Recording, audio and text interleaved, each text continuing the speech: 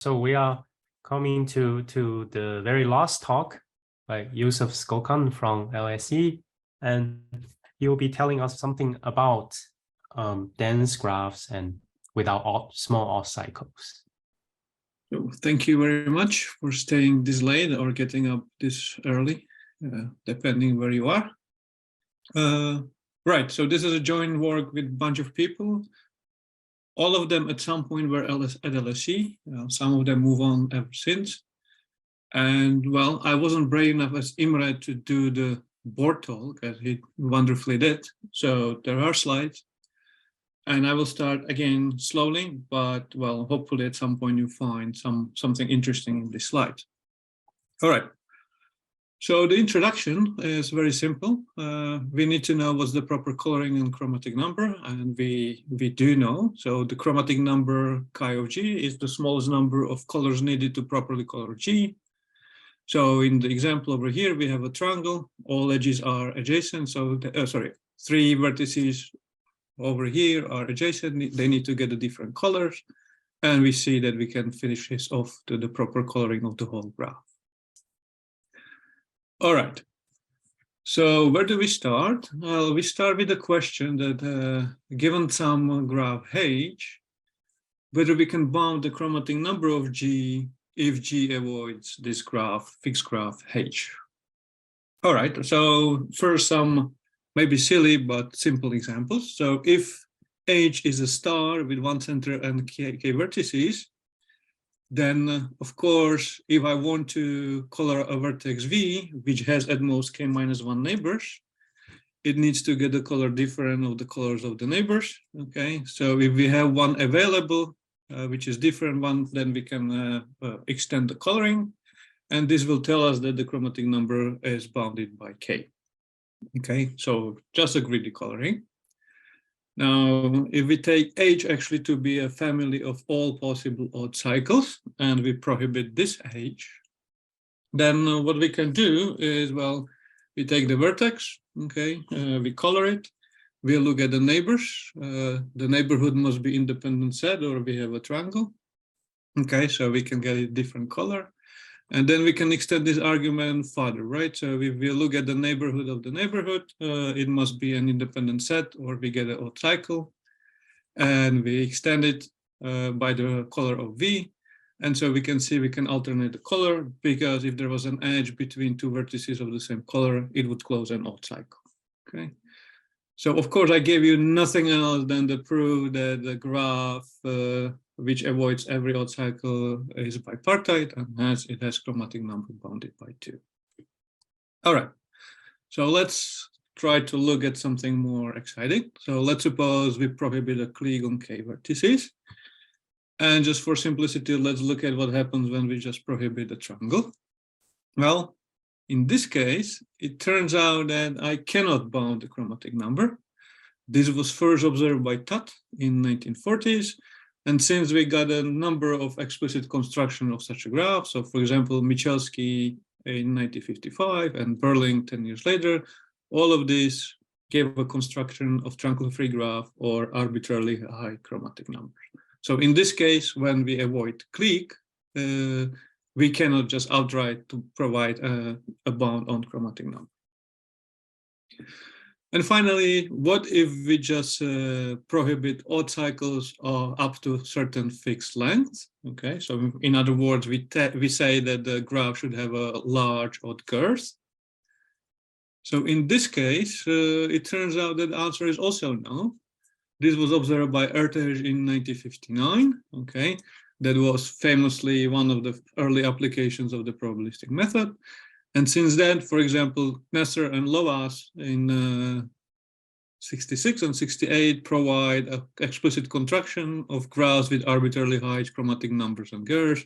And then there were further construction later by Alon et al. And few other people, all of them very, very, very nice. So, okay, so we have 2 examples when we can bound chromatic number, 2 when this is not as straightforward. All right. So Erteg and Simonovic in early 70s starting to ask the questions of what happens if we prohibit in G a clique, and we ask that the mean degree is linear in number of vertices. Now, you might wonder where this question comes from. So if we take any KR-free graph, then we know that it has at most r-2 over r-1 times n choose 2 edges. That's Erdős-Stone theorem. And if we take a graph very close to this number of edges, which are KR-free, then they are very close to being r-1 partite, right? You can remove very few edges and you get r-1 partite graph, okay? On the other hand, if you change this r-2 over r-1 to some smaller c, and you take KR-free graph with this many edges, you can find examples of such a graphs which are actually very far from being K-partite, okay? So, but the property of this graph is that they have a vertices of very small degree.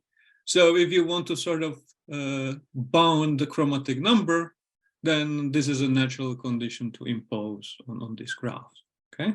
And hence they ask about this question. Okay, all right, and so let's look what happened when we take the smallest clique. So they ask what happens if graph is triangle free and has a linear minimum degree, and they conjectured that if the mean degree is bigger than 1/3 of the vertices, then chromatic number of G is at most 3. Okay, where this one third comes from, well, we will notice a little bit later. So let's just see what happened then. Okay, so interestingly, 10 years later, Haquis came and observed the following graph called the Grudge graph. Okay, satisfy this condition that the mean degree is at least 1/3 of the vertices. It has 11 vertices and the degree is 4. Sorry, it has 11 vertices and mean degree is 4. But chromatic number is not 3. Okay, you have outside and odd cycle that requires at least 3 colors. That enforces some colors over here. And then you have this central vertex, which is adjacent to vertices of all 3 colors, so then must get a color number 4. Okay, so this graph is for chromatic. Okay, and furthermore, you can blow these vertices in such a way that the vertices inside this large one gets weight 4, vertices in the center will get weight 2, and vertices on the outside get weight 3. You blow it up proportionally, okay? And from this, you get example of the graph whose minimum degree is at least, whose minimum degree is 10 over 29 times number of vertices of G, and whose chromatic number is actually equal to 4. Okay. So that means that this 1/3 needs to be changed to at least 10 over 29 in order to be possibly able to guarantee the chromatic number is at most 3. And he actually proved that, well, if you go to 3 over 8, then chromatic number is at most 3. Okay. Why this 3 over 8? That comes from the blow up of a different graph, which is called the Möbius ladder. That's an 8 cycle with all 4 diagonals present. Okay, so that graph gives you this 3 over 8. And then Haquis conjectured that this Möbius ladder and his blowups is the only obstruction from going 3 over 8 to 10 over 29. All right. So, okay, so what happened in linear order? So actually, very early on, Andrashvai in 64 observed that if graph is triangle free and mean degree is bigger than 2/5 over G, then chromatic number is at most 2. As a matter of fact, this graph is homomorphic to an edge. Okay. Then as we notice, Haquis in 82 proved that if the mean degree is bigger than 3 over 8, then chromatic number is at most 3. And as a matter of fact, he showed that this graph is homomorphic to C5. Okay. And then Jin came in 1995, and he was able to prove that this mean degree, if this mean degree is at least 10 over 29 times number of vertices, then chromatic number of G is at most 3. So that's what Haquis said. But then what happened is that he actually showed that this graph G must be homomorphic in one of the 9 graphs.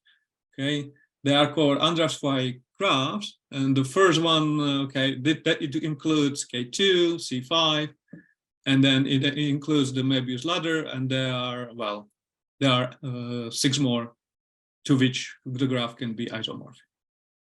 Okay, all right. Well, so what happens after this? Well, then Thomason came in 2002, and he proved that if we are with min degree above 1/3 by epsilon, then the chromatic number is bounded by constant, which depends only on epsilon. Okay, so in this case, we know that the graph has a chromatic number, a finite chromatic number. And finally, Brandt and Thomason in 2005 showed that actually if the graph has min degree bigger than 1/3 G, then chromatic number of G is at most 4. Okay. And they proved that every such a graph must be homomorphic to something called the Vega graph, okay, which is infinite class of graph with chromatic number of 3 or 4.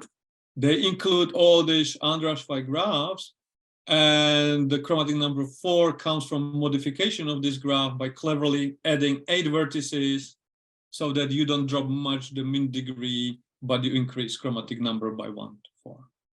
Okay. And now the final point is why do we want here 1/3?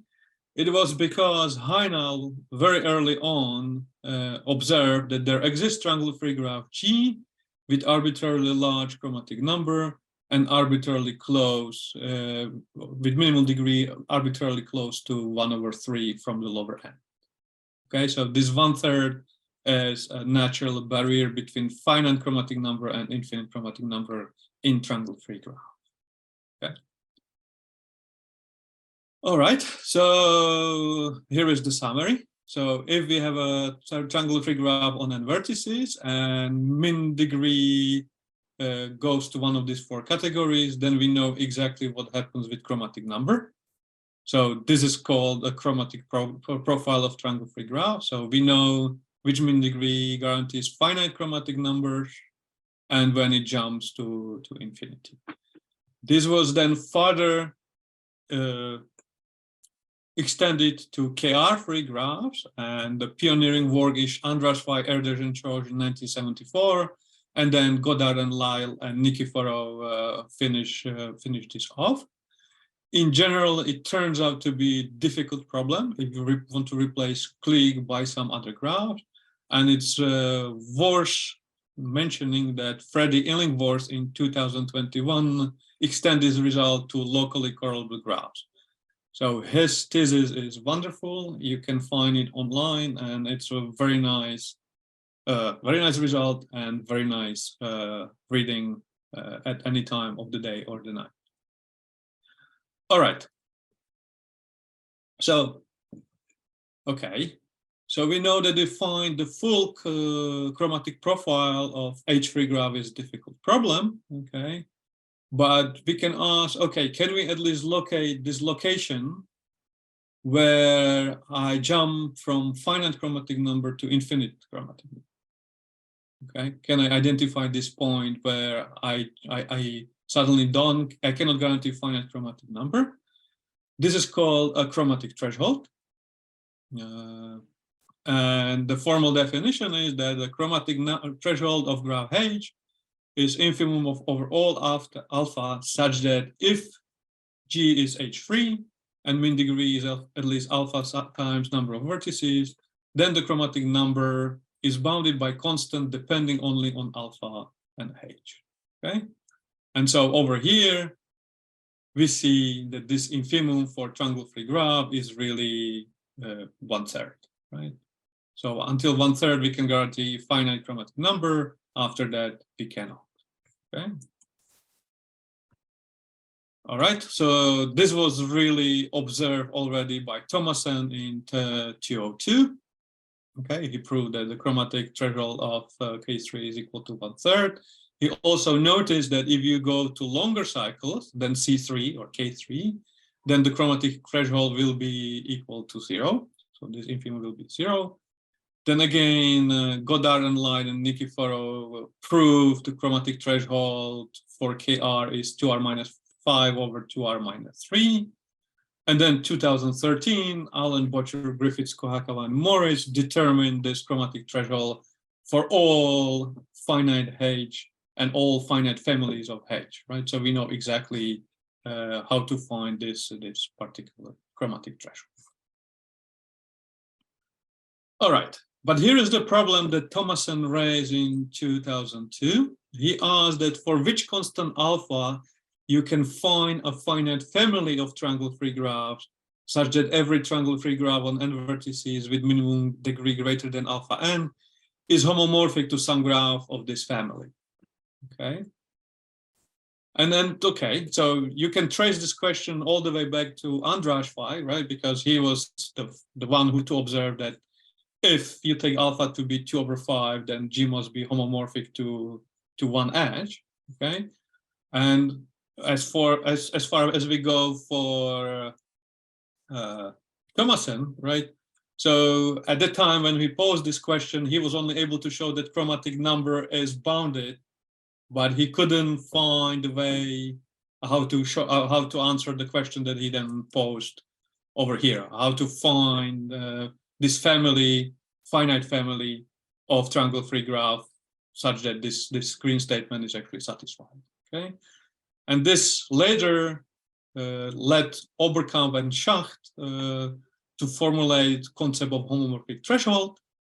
So okay, so clearly I forgot to change this chi to hom. So homomorphic threshold is the infimum over alpha such that every H3 graph with linearly number minimum degree is homomorphic to an H3 graph of bounded order. So it must be independent of n, and it can depend only on alpha and H. Okay, so here it is. Okay, so one observation that one can do is that the chromatic threshold is always lower bound on the homomorphic threshold, just because you take here infimum of over the large set of alphas, right? Because these graphs are here that we find here are finite, hence they have a bounded finite chromatic number. Okay, and so Luchak was the one who observed in 2006 that homomorphic threshold of triangles equal to 1/3. Okay, and then this two sets of authors actually show that not only chromatic threshold of Kr, but also homomorphic threshold of Kr is this ratio that we've seen before. Okay, but as of the odd cycles, okay, there were these two sets of authors, Letzter and Snyder and Ebsen and Schacht, who proved the upper bound on the homomorphism threshold of odd cycles. And well, this is something because we know that their chromatic threshold is equal to 0 by work of Thomason. Okay, and then that they noticed that if they extend the if they prohibit all odd cycle up to C5 or up to C to the K minus 1, then they can actually establish this homomorphic threshold for the full family, right? They could find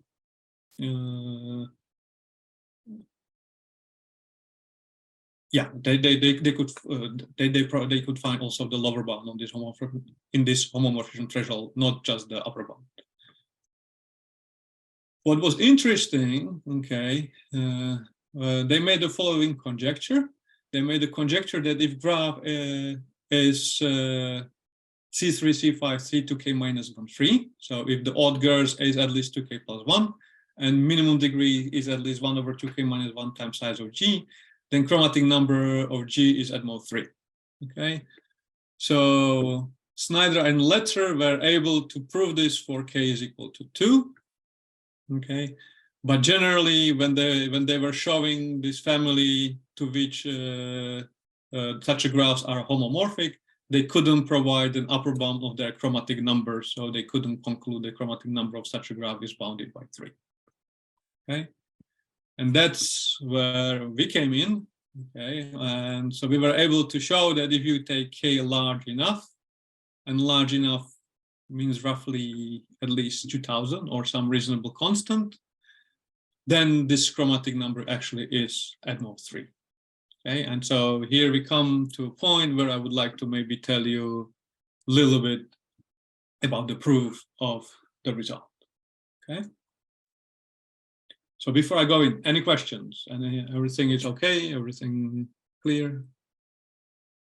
No questions? Perfect. All right. So how do you approach such a problem? Okay. So the way how we went around this is that we found a sufficient conditions that will guarantee that such a graph will have a chromatic number at most 3. Okay. And then this condition is actually independent on having the large odd pairs. Okay.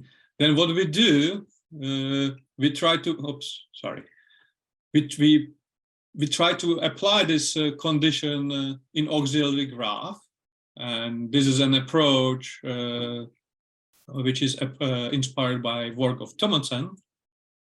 And then we work in this auxiliary graph, and that will be sort of the weighted version of this problem, which kind of makes it easier for us to deal with the technical details. So how does this work in practice? So what is this sufficient condition that will guarantee me that chromatic number is bounded by 3? Okay, so I would like to find a set of vertices A with the following properties. The graph inside is connected and is bipartite. Okay, so that means it will have a unique bipartition. Okay. I would also like to see that the remaining vertices induce a bipartite graph. Okay. With the property that regardless which vertex V I take, okay, it will have neighbors only on the one side of bipartition in A. Okay, or if you wish, if I add this vertex V to A, then the resulting graph must be bipartite. Okay, and why do I want to do it? Because if I have such a vertex, okay, and it's adjacent only to blue vertices, okay, then I can recolor this vertex by red, and I don't spoil anything, right? That's it surely will still be independent of this blue one. It will have a different color from this green one, and I will not mess up with anything here because it's not adjacent to those vertices. Okay, and I carry on. So I look at the next vertex. Okay, if it has all neighbors now in the red set of vertices, okay, then I just keep the blue color over here. Okay. And I keep going, right? And I keep going, okay. This is adjacent to our blue. I recolor it to red.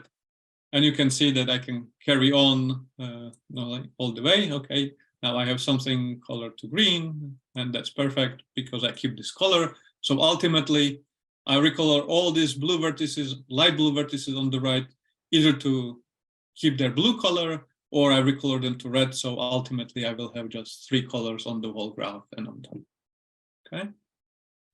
So what are the conditions, okay, that I try to guarantee? I would like to find set A such that graph on A is connected. If I take any vertex outside A, graph on A union V is still bipartite, and the graph outside A is bipartite. Okay, so this is the set that I would like to find. Okay. Now, I will not try to find this set A directly in G, but in some modified auxiliary graph H. So how do I find this? Okay. So I take the vertex and I take its neighborhood, right? So that must be independent set because it's a triangle-free graph. Okay. I will find, because of the mean degree condition, a vertex at distance 3. From V1, okay, and then I take all its neighborhood that there is, and V1 and V2 must have a different disjoint neighborhoods because they are at distance 3. Okay, and I keep carrying on. Each time I will try to find a vertex which is at distance 3 from v1, v2, etc. Okay, and I find its neighborhood, right? And I try to carry this as far as I can. Okay, so I will find h vertices, okay, such that each of them they have a pairwise independent neighborhoods, and there are these edges connecting vh to the previous vertices for every h between 2 and h. Okay, very good. So what happens next? Well, at some point I have to stop because of this mean degree condition. So when I cannot carry this process anymore, I'm left out with some set of vertices x. Okay, and then I look what's happening, right? So for some vertices v1, let's say v1, v2, we know the neighborhoods are connected by an edge. For some pair of vertices, I will have between the neighborhood a path of length 2 via x, and for some pairs of vertices, I will have a path between the neighborhood of length 3. Okay, and I will only consider these lengths, so either direct connections or the path of length 2 or the path of length 3. Okay, and I always will consider the shorter such a connection. Okay, why? Okay, then I identify v1 with the neighborhood. Okay, so this will be now vertices in my auxiliary graph.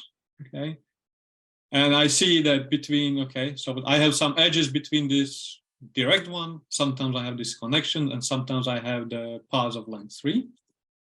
So if I have a direct connection between the neighborhood, then I say that these edges will have a weight 3, essentially telling you that between v1 and v3 there is a path of length 3. Okay, sometimes I will have a path like this and no shorter. Okay, so that means that between vh minus 1 and vh, I will put an edge of weight 5, meaning between these two vertices, I have a path of length 5 and nothing shorter. And sometimes I will have this path of length 2. And so then I create between v2 and vh minus 1 edge of weight 4. And that tells me that between v2 and vh minus 1, I have a path of length 4. Okay, very good. And so now I have my auxiliary graph H on H vertices v1, v2 all the way to vh, and which is connected. Okay, some edges will have a weight 3, some edges will have a h4, and some edges will have a weight 5. But I know that there will be a spanning tree of edges of weight 3 just by our construction. Right, I always try to find this neighborhood which is adjacent by one edge to some of the previous neighborhoods. Okay, so I will work in this graph again on H vertices, and the property, the edges are pairs whose distance in graph G is at most 5.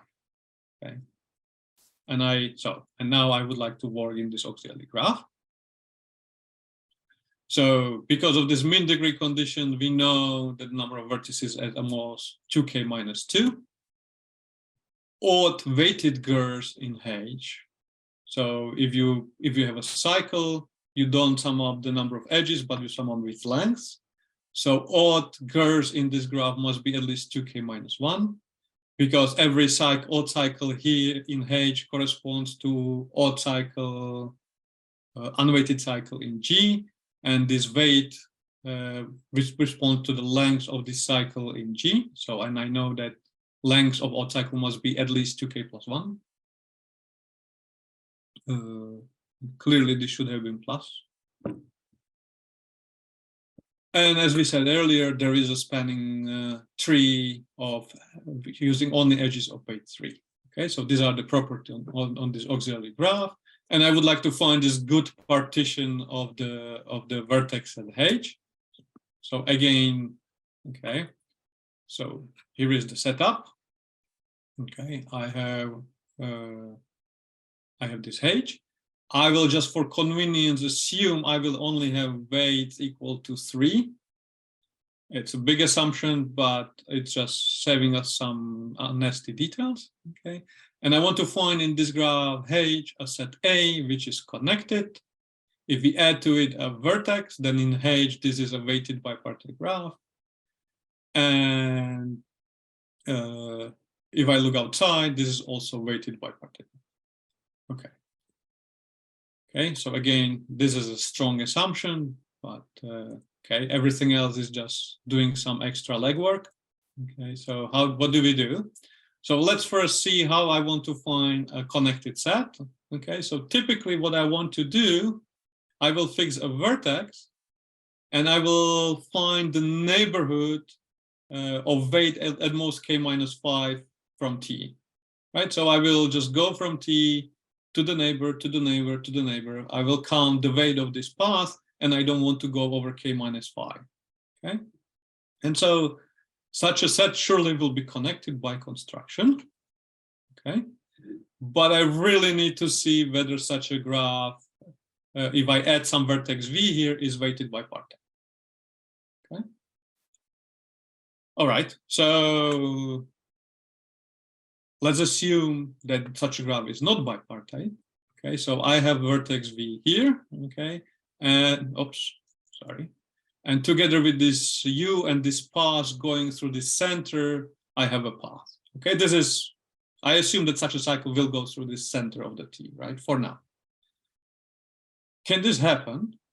Well, okay, the weight from u to T is at most k minus 5. Weight from u prime to T is at most k minus 5. And I have a v and one edge here and one edge over here. And these two have weight at most 6 because I assume the graph is 3-weighted, but it can be 5-weighted, it doesn't really matter. So if I sum this edge, and these two paths, I get a cycle of length at most 2k. And that would be contradiction because, okay, this is 2k plus 1, right? So, okay, so this cannot happen, right? I cannot find such a cycle. Now, you can ask what happens if such a cycle does not go through T, okay? And so what would you argue in such a case? Well, if you have such a cycle that doesn't go through T, then if you look at the concentrated level, so if you go from T and you build up this neighborhood, you have a layer of vertices first at one edge from them, 2 edge from them, and 3 edge of them. So if you have an odd cycle, there must be an edge of this odd cycle that lives in the same layer. Because if not, you could two-color such an odd cycle, and that's not possible. Okay, and if you take this this edge within the one layer and backtrack them to T from both ends, you get again odd cycle which is shorter than this threshold, and that would be a contradiction. Okay. So we can actually, if we take such a set, that we can prove that this this induced bipartite graph is weighted. Sorry, this induced graph is weighted bipartite for any v. Okay. All right. So the main question is whether we can guarantee that the graph induced outside is weighted bipartite. All right. So here, since we have that our H is 3-weighted, we prove this by showing that our set A has at least size 4k over 3. Okay, why? Because then the outside of this set will be too small to contain a long cycle, and it cannot contain short odd cycle, right? So you have at most 2k vertices. A has 4k over 3. So outside of A, you have at most 2k over 3 vertices. Each of them has weight 3. So if there is an odd cycle in that set, it would have a length at most 2k. And again, that would be contradiction with this odd weight. Okay. So I just want to guarantee this, and I would be done in this ideal case. In non-ideal case, you have to work a little bit harder than this, but essentially the same idea applies. All right.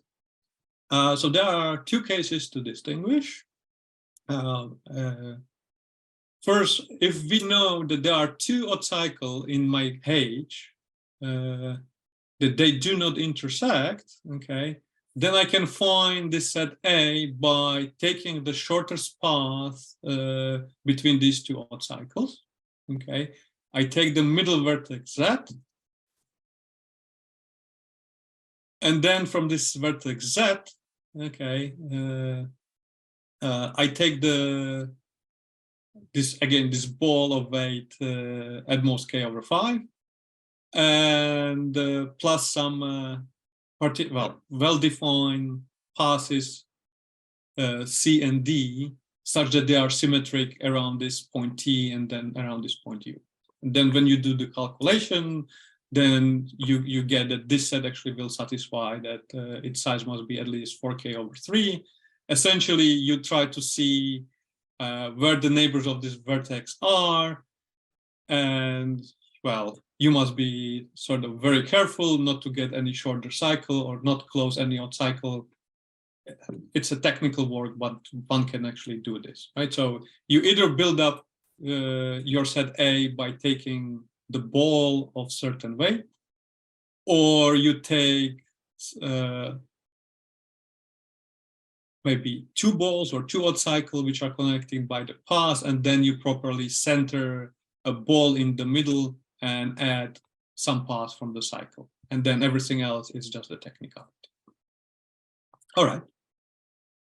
Now, if any 2 odd cycles intersect, it gets a little bit more complicated. All right, so what do I do? Okay. Well, let's suppose I have 2 cycles that they intersect. Okay. Sorry, I take an odd cycle. Okay. I take the ball, I take a point on this cycle. I take a ball of weight at most k minus 5. Okay. It cannot contain all this odd cycle, because that would mean that this ball is not bipartite, and we already seen that such a ball must be bipartite. So there must be something outside of it. Okay. Now, this is my candidate for, say, A. If outside A, I don't have an odd cycle, I'm done. If I do have odd cycle, okay, it must intersect my odd cycle that I have over here. Okay. So what I do is, now I take these 2 cycles, I take the point of intersection. Okay. And at this point of intersection, again, I take this ball. Okay. And I, well, again, select some nice paths through this point on these cycles. Okay. And I look outside of this set. Again, if there is no odd cycle here, I'm done. Okay. I found my set. If there is an odd cycle, again, it must intersect this odd cycle at some point. Okay. But now I have 3 cycles of lengths 2k over 3, because all weights are 3 and they must be of weighted at least 2k. Okay. But in summary, I have at most 2k vertices, so I know exactly what happens in my graph, right? It consists of 3 odd cycles of roughly the same length, and any 2 of them intersect. And what I do then is I take a particular path here and particular paths here, and these 2 cycles are connected on the other end. And then again, when you do the calculation, things are just fall out. Right? You just cannot go circularly getting contradiction, getting conversion, getting contradiction. Now, of course, I'll hide a lot of the details, but this is roughly how the goes. Okay. And so, okay, we were able to prove this, but well, there are some interesting questions left. So, what happens when k is small, right? So Shoham and Snyder proved that, well, when k is equal to 2, this is true. We proved that this is true if k is at least 2000. There are parts of our proof where we can decrease this, but there are parts of our proofs when this 2000 is necessary and we don't immediately see how to reduce it to anything small. Okay, and it will be really nice to see.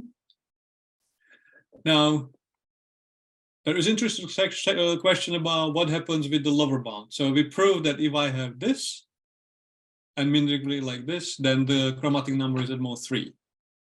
And now if I decrease this 1 over 2k minus 1 to something smaller and smaller and smaller, at some point this chromatic number should jump to 4, right? And so we are asking, when does it happen? Okay, so can one find some explicit construction of the graphs which will have minimal degree 1 over constant times k times g, and chromatic number will be at least 4, right? Because that would sort of gives us some lower bound, right? If we try to build up chromatic profile for this family, that would give us some idea when do we jump from 3 to 4.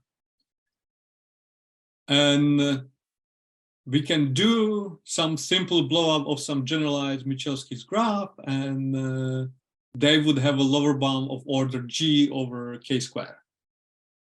But replacing k squared with k, we have no idea how to do. And we also are not sure whether we can go much lower with this than 1 over 2k minus 1 and keep chromatic number at most 3. Now there is a question, what happens only if you take C2k minus 1 free graphs? Okay, so mind you, homomorphic threshold of C2k minus 1 is at least as big as the chromatic threshold of C2k minus 1. But this we knew from Thomason that this was equal to 0. So big question was if we want to move away from 0. And that happened very recently when Maya Shankar from Stanford actually proved that this homomorphic threshold is positive. But her constant is, as she puts it, so small that it's not worth even calculating. So it's okay. So we really know that the homomorphic threshold of odd cycles is bigger than 0. It's smaller than 1 over 2k minus 1. But we really don't know where in between it should be. But at least we know that these two homomorphic thresholds are not the same.